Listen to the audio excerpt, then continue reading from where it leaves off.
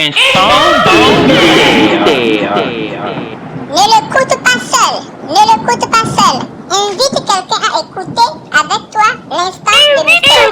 C'est une émission pour nous faire comprendre la profondeur de la parole de La Dieu. profondeur de la parole de Dieu. Bien-aimés dans le Seigneur, bonjour. Nous sommes sur le thème dans l'instant de mystère, l'unicité de Dieu ou la divinité de Jésus-Christ. Et aujourd'hui, nous allons voir l'épisode numéro 3. L'épisode numéro 3, c'est qui Dieu dit qu'il est. En fait, Dieu lui-même là, qui est-ce qu'il a dit qu'il est? Est-ce qu'il a dit qu'il est les noms qu'on lui donne aujourd'hui? Bon, c'est avec la parole de Dieu que nous pouvons voir. En fait, les premières personnes à qui Dieu s'est révélé lui-même, nous avons le patriarche Abraham, le patriarche Isaac et le patriarche Jacob. C'est ces trois premières personnes d'abord. C'est pourquoi dans la Bible même a dit Dieu d'Abraham, Dieu d'Isaac et Dieu de Jacob. La Bible n'a pas dit Dieu de Jean-Baptiste. Moi, quand tu pries, tu dis Dieu de Jean-Baptiste, c'est ton problème. Je ne t'ai pas dit de dire ça. La Bible a dit Dieu d'Abraham. Donc, pourquoi Adam, dans le jardin d'Éden, ne peut pas dire que Dieu lui s'est révélé à lui. Voir Dieu, c'est différent de Dieu s'est révélé à quelqu'un. Bon, voir Dieu aussi, c'est une façon de parler. Sinon, personne ne peut voir Dieu. Donc, nous allons voir rapidement dans la Bible, lorsque Dieu appela Abraham, il était Abraham en ce moment. La Bible dit dans le livre de Genèse chapitre 12, verset 1er, l'Éternel dit à Abraham. Donc, Dieu s'est révélé à Abraham en tant qu'Éternel. Donc, Abraham connaît qui s'appelle Éternel. Et le mot Éternel, j'espère qu'on avait déjà parlé de quelque chose du genre dans l'épisode numéro 2, mais ici, vous devez comprendre plus clair. L'expression Éternel, E-T-E-R-N-E-L, ça fait recours directement à éternité. Ça veut dire éternel, c'est lui qui n'a pas de fin. Parce que éternité, c'est un temps sans fin. Donc, Abraham a connu le Seigneur comme éternel. C'est-à-dire, c'est lui qui vit avant des temps. Donc, Abraham lui-même ne peut pas dire Dieu, mais toi là qui t'as créé. Demander à Dieu qui l'a créé, c'est protester contre Dieu. C'est commencer par contester la divinité de Dieu. Mais il a dit à Dieu, pourquoi il va dire qu'il n'est pas Dieu? Vous voyez? Donc, c'est pour cela, dans la deuxième partie, on a parlé de ceux qui ne croient pas en Dieu. Dieu les appelle des insensés, ils sont des athées. Bon, donc, Abraham a connu Dieu comme éternel. C'est lui qui vient de l'éternité. Donc, pour aller chercher Dieu, maintenant, toi, tu viens d'où? Il faut chercher à connaître l'éternité. Donc, quand Dieu a appelé Abraham, Abraham l'a connu. Après Abraham, je suis très sûr que normalement dans la culture juive, si un parent connaît quelque chose, il enseigne la même chose à son fils. Le fils enseigne ça à ses fils et ça se transmet de génération en génération. Donc, en son temps, Isaac aussi a fait la rencontre de ce Dieu. Et vous allez voir, lorsque Dieu a parlé à Isaac, dans le livre de Genèse, chapitre, je sais pas, pour ceux qui vont vouloir bien lire, vous allez lire Genèse chapitre 25, à partir du verset 12. Ouais, vous pouvez lire du verset 12 jusqu'à la fin, mais pour mieux voir, vous avez besoin de tout lire. Et maintenant, pour ceux qui vont peut-être nous suivre directement, vous pouvez déjà lire le livre de Genèse chapitre 26. Donc, dans Genèse chapitre 26, le verset 2, la Bible dit, l'Éternel apparut et dit. Bon, là, l'Éternel est apparu à qui? À Isaac. Parce que là, Abraham était déjà mort. Ça veut dire que ce n'est plus son temps. C'est maintenant le temps de Isaac. Donc, le même Éternel s'est révélé au fils d'Abraham, c'est-à-dire à Isaac comme éternel. Dieu n'a pas changé. Dieu n'a pas changé. Vous voyez ici par exemple, dans le livre d'Abraham, Lorsque Abraham a connu Dieu, il a montré Dieu à l'autre, il a montré Dieu à sa famille, il croyait en Dieu, il écoutait Dieu parler, Dieu passait par chacun pour venir se manifester à Abraham, il passe par les anges. Ça n'a pas fait pour que l'Éternel, Abraham puisse créer des noms pour dire Dieu, tu es ceci, Dieu, tu es cela, Dieu. Non! Même là où Dieu a dit à Abraham, Abraham, prends-moi ton enfant et va me sacrifier ton enfant. Abraham, quand il prit l'enfant, et là Dieu a pourvu, il dit ici, on dit l'Éternel pourvoira. Et maintenant il traduit ça dans leur langue d'idolâtre, là où il dit Jéhovah Jireh. Donc, il n'a pas dit que c'est Dieu, hein. Il a donné le nom à un lieu. Et il a mis un hôtel là. Donc, Abraham n'a pas changé de nom à Dieu. Même chose pour Isaac. La Bible dit, l'Éternel lui apparut dans le livre de Genèse chapitre 26, verset 2, et dit, ne descends pas et demeure dans le pays que je te dirai, séjourne dans ce pays-là, je serai avec toi, je te bénirai, car je donnerai toutes ces contrées à toi et à ta postérité, et je tiendrai le serment que j'ai fait à Abraham ton père. Donc, Dieu n'a pas changé de langage quand il parlait à Isaac. C'était la même promesse qu'il a encore fait à Isaac. Et si vous lisez en bas, vous voyez, il a dit, je te multiplierai, tu seras comme ceci, tu seras comme cela, parce que Abraham a obéi. Bien. Donc, pour Isaac, Dieu s'est manifesté aussi en tant qu'éternel. Bien, maintenant, venons sur le tour de Jacob. Jacob, qui est le fils aîné d'Isaac et qui a pris la bénédiction et dont le nom a été changé en Israël dans les temps après. Donc, qui dit Jacob dit Israël. Et dans le livre de Genèse, chapitre 28, Genèse chapitre 28, vous allez voir le verset. Bon, pour ceux qui vont bien lire, vous pouvez lire à partir du verset 28. Mais pour ceux qui vont nous suivre, peut-être, vous allez lire aussi le verset 29. Bien. Bon, le verset 28, je vais relever quelque chose ici. Verset chapitre 28 plutôt, le verset 13. La Bible dit, et voici l'Éternel se tenait au-dessus d'elle, et il dit, je suis l'Éternel, le Dieu d'Abraham, ton père, et le Dieu d'Isaac. La terre sur laquelle tu es couché, je te la donnerai à toi et à ta postérité. Tu vois pourquoi Dieu, quand il veut parler, il parle de la terre. Il parle de la terre. C'est la terre à qui constitue un problème aujourd'hui entre Israël et Hamas.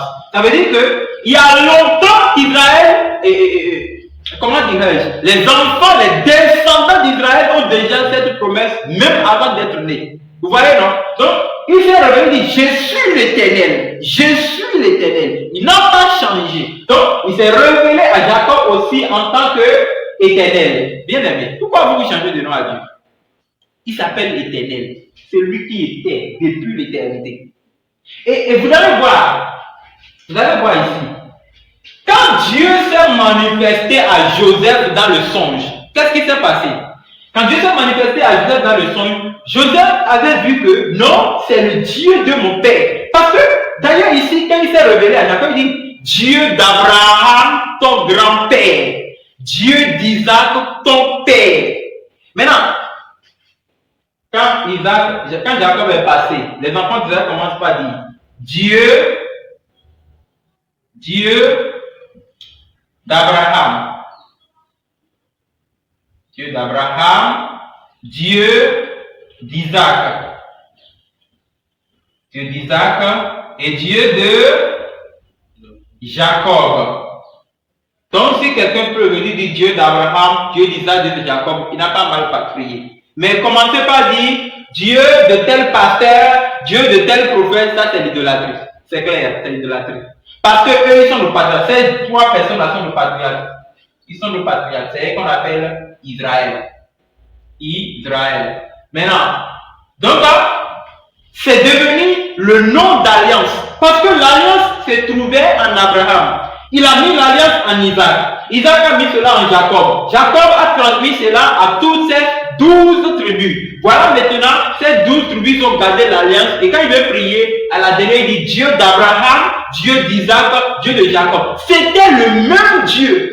C'était le même Dieu qui a parlé à ces trois gens-là. Il y avait pratiquement beaucoup de peuples sur la terre en ce moment, mais Dieu avait choisi ces gens-là. Donc, nous adorons maintenant ce Dieu d'Israël. Nous adorons ce Dieu d'Israël. Et si vous lisez le livre de Deutéronome, ça là, pour celui qui est un chrétien, il doit connaître ça. Parce que si un chrétien ne connaît pas ça, c'est qu'il ne connaît pas le Dieu qu'il adore. Deutéronome chapitre 6, verset 4. La Bible dit, écoute Israël.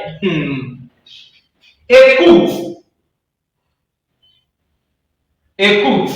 Deutéronome 6, verset 4. Écoute Israël. Parce qu'il se peut que pendant que le peuple d'Israël sera nombreux, il y aura des dieux étrangers qui vont se proclamer Dieu. C'est pourquoi la Bible dit ici, écoute Israël, l'Éternel. Voilà, le mot là. L'Éternel ton Dieu. L'Éternel notre Dieu est le seul éternel. C'est le même éternel qui a parlé à Abraham. C'est le même éternel qui a parlé à Isaac.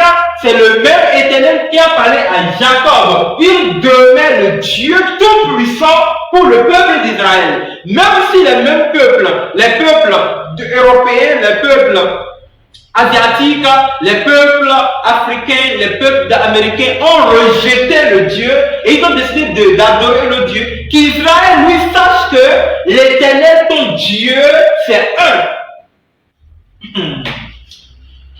Le mot éternel, n'oubliez jamais ça. Dieu s'est révélé à Abraham en tant qu'éternel. Il s'est révélé à Isaac en tant qu'éternel. Il s'est révélé à Jacob en tant qu'Israël, en tant qu'éternel. Et dans la loi, quand il donnait la loi aux enfants d'Israël, il dit, écoute Israël, l'Éternel, ton Dieu, est le seul. Il est le seul éternel. Dans Deutéronome chapitre 6, verset 4, la même chose a été révélée à Joseph. Et maintenant, quand Moïse est venu, qu'est-ce qui s'est passé?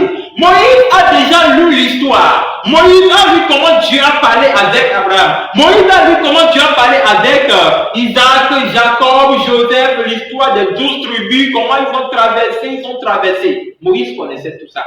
Il n'y a pas tout enfant d'Israël, même jusqu'à aujourd'hui, qui va dire qu'il ne connaît pas l'histoire de la Bible. Il ne connaît pas comment les patriarches sont souffert. On a voulu arracher la femme d'Abraham. Oh, la famille était venue au moment d'Isaac. Les enfants d'Israël connaissent l'histoire de leurs grands-parents à la lettre. Même s'ils n'adorent pas le salut. Bien, donc, Moïse connaissait cette histoire. Mais quand Dieu s'est révélé à Moïse, dans le buisson ardent, Dieu dit, Moïse, écoute, je suis le Dieu d'Abraham, je suis le Dieu d'Isaac, je suis le Dieu de Jacob, je suis le Dieu du peuple d'Israël. Écoute, je vais t'envoyer vers Pharaon. Moïse dit, mais Pharaon, tout le monde connaît Pharaon. C'était l'homme le plus puissant du monde entier en ce moment. Égypte tremblait le monde. Même vous voyez les Américains, les Européens, là, eux tous se prosternaient devant l'Afrique avant. Ils se prosternaient devant l'Égypte. Ils vendaient les enfants pour venir payer la nourriture chez les Égyptiens. Allez lire l'histoire. Donc, quand Dieu avait dit ça à Moïse, Moïse dit, Seigneur, mais tu vois, ce que tu me confies, moi je ne peux pas le faire. Oh, Dieu dit, Moïse, tu peux le faire. Moïse dit, Seigneur, moi je bégaye, je ne sais pas parler. Dieu dit, je t'ai envoyé. Je t'ai choisi. Vas-y. Moïse cherchait des arguments pour fuir ce que Dieu lui a dit de faire. À la dernière heure, Moïse dit, ok, Dieu, si je pars chez Pharaon, tu connais que ces gens-là sont des magiciens. Ils ont le vaudou avec eux. Quand j'irai là-bas, qu'est-ce que je les dirai? Je leur dirai qui m'a envoyé, je leur dirai. Et Dieu dit, quand tu iras chez Pharaon, dis-lui que c'est lui qui s'appelle le Jésus. Je suis. Écoutez bien. C'est lui qui s'appelle le Jésus. L'Éternel, il n'a pas changé ça. En fait, il voulait se révéler à Moïse d'une manière plus profonde que celle de ses grands-pères. Parce que Moïse, lui, il a une mission très particulière. particulière. Et cette mission consiste à sauver le peuple d'Israël après 400 ans d'esclavage. Le peuple était en train de gémir, on les a bandé la bouche. Et ils gémissaient, ils soupiraient. Dieu a écouté cela. Il dit non, moi je suis l'Éternel. Il n'a pas changé son langage, non, mais il voulait se révéler à Moïse d'une autre manière. C'est-à-dire, il avait dit seulement à Abraham, je suis l'Éternel. À Isaac, je suis l'Éternel. Aux autres personnes, je suis l'Éternel. Mais à Moïse, il a dit, je suis l'Éternel. Et quand Moïse ne comprenait pas, il dit, je suis celui que je suis. Ça veut dire que, aussi longtemps que je demeure votre Dieu, aucun autre peuple ne peut vous faire souffrir. Va dire à Pharaon que je m'appelle je suis. Ah, Moïse ne comprenait pas. Il dit, dis-lui que celui qui est, celui qui s'appelle je suis t'a envoyé. Le Dieu d'Abraham, le Dieu d'Isaac et le Dieu de Jacob. C'est je suis que vous voyez, ça veut dire que la personne là qui existe, c'est lui qui existe avant le temps. C'est lui qui existe en ce temps. Et c'est lui qui existera pendant que le temps ne sera plus. Donc, Dieu, il s'est révélé à Moïse. Vous connaissez cette histoire plus que moi dans le désordre. Quand Moïse était en train de fuir la mission que Dieu lui a donnée, Dieu lui va dire que celui qui s'appelle je suis. C'est pourquoi nous les humains, nous devons faire attention aux Français que nous parlons. Ah, moi tu me connais, je suis toi. Tu n'es rien. La seule personne qui s'appelle je suis, c'est Dieu. Aucun homme n'existe. Donc, dis je suis. Au langage simple de dire celui qui existe. Ah, le truc là n'écrit pas. Celui qui existe. À part lui, personne n'existe. Personne d'autre n'existe avant Dieu. Dieu existait depuis l'éternité. En fait, il essayait d'expliquer son existence à Moïse. Ce n'est pas qu'il disait une autre chose. Parce que les patriarches à qui il posait la question, eux, ils n'ont pas demandé à connaître Dieu. Mais Moïse voulait connaître. Il dit, mais qui dirais-je que tu es? Et l'autre dit, dis-lui que je suis celui que je suis. Le Dieu que nous adorons, il s'appelle je suis. Ça fait deux choses. Mais les mêmes choses, l'autre de façon plus profonde que l'autre. Je suis l'Éternel n'est pas différent de je suis. C'est la même chose. Donc, qui Dieu dit qu'il est, Dieu a dit qu'il est l'Éternel. C'est lui qui est le je suis. Bien-aimé dans le Seigneur Jésus-Christ, c'est comme ça qu'il s'est révélé à le patriarche Abraham, Isaac, Jacob, jusqu'à Moïse, Josué. Tout le peuple d'Israël connaît que leur Dieu s'appelle Éternel et je suis. Parce que même s'il y a des faux dieux aujourd'hui, même si les humains, c'est là qu'ils se proclament, pour dire qu'ils sont des dieux, ils ne peuvent pas dire qu'ils sont le je suis. Ils ne peuvent pas dire je suis l'Éternel. Je n'ai pas encore vu cette personne-là qui va essayer de dire moi je suis l'Éternel. Quoi? Il peut dire ça. Il peut dire je suis Jésus, je suis tout. Il peut blasphémer autant qu'il veut. Mais dire qu'ils sont l'Éternel, ça n'existe pas. Ça n'existe pas. Donc, c'est comme ça qu'il s'est révélé pour ceux qui existaient au moment de la loi. La loi qu'on appelle la Torah de Moïse révélait l'unicité de Dieu. Je n'ai pas dit unité. Dieu n'est pas unité. Dieu est unicité. Nous devons enseigner ça à tout humain. On ne dit pas Dieu. Dire que Dieu est unicité veut dire que Dieu est un.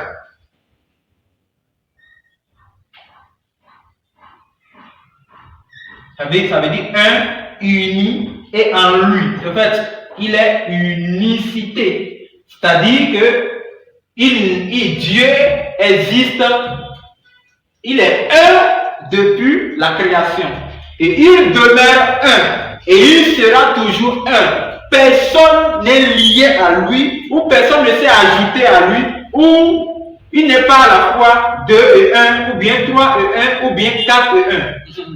Voilà. Donc maintenant, dire que Dieu est unique, ça peut dire que Dieu peut devenir peut-être 2 après devenir 1. Donc le mot unicité veut dire que le fait que Dieu soit incontestable et indiscutable, incontournable, bien. Donc, dans la loi de Torah, la loi reconnaît qu'il s'appelle éternel. Il s'est révélé au prophète. Il s'est révélé au prophète Samuel, Élie, Élisée, les prophètes qui travaillaient quand ils veulent prophétiser, dit ainsi parle l'Éternel. Ça va. Ainsi parle l'Éternel. Le Dieu d'Israël. Le puissant guerrier. Voilà. C'est lui qui se révélait au prophète. Donc les prophètes aussi reconnaissaient qu'il s'appelait Éternel. Je vous ai montré maintenant plusieurs preuves. C'est comme ça que Dieu était. Oh, c'est dans le langage hébraïque qu'on disait Elohim. Qui dit Elohim? Elohim veut dire Dieu puissant. Parce que quand il a créé les créatures n'ont vu aucune autre personne ou aucun autre Dieu plus puissant que lui. Même si les humains ont créé des faux dieux, ils savent après tout que le Dieu tout puissant, personne n'est plus fort que lui. Donc, quand il créait le monde, dans le langage hébraïque, on disait Elohim. Bon, nous n'avons quand même pas aller nous attacher aux langues qui ne nous appartiennent pas, parce que nous connaissons maintenant qui est Dieu dans notre propre langue. Nous ne sommes pas esclaves de la langue. Donc, Elohim en hébreu veut dire Dieu puissant. Bon, il faut que je mette ici Dieu puissant. Bon, et Dieu puissant, ceux qui connaissent donner gloire à Dieu disent Dieu tout puissant. Encore appelé Yahweh dans notre langue. Or, celui qui dit Yahweh, Yahweh en plusieurs langues on peut dire Yahweh. C'était dit Yahvé, c'est pas Yahvé, c'est Yahweh. Yahweh veut dire Dieu puissant, Dieu tout puissant. C'est lui avec qui on ne peut pas combattre. Voilà. Et donc là, la loi reconnaît, les prophètes reconnaissent que l'Éternel, notre Dieu, est un. C'est ce que Dieu nous a montré qu'il est dans l'Ancien Testament. Bien aimé dans le Seigneur Jésus-Christ, je pense que pour la troisième partie de notre enseignement, c'est là qu'on peut s'arrêter aujourd'hui. Et prochainement, nous allons voir ce que le Seigneur va nous révéler. Merci beaucoup.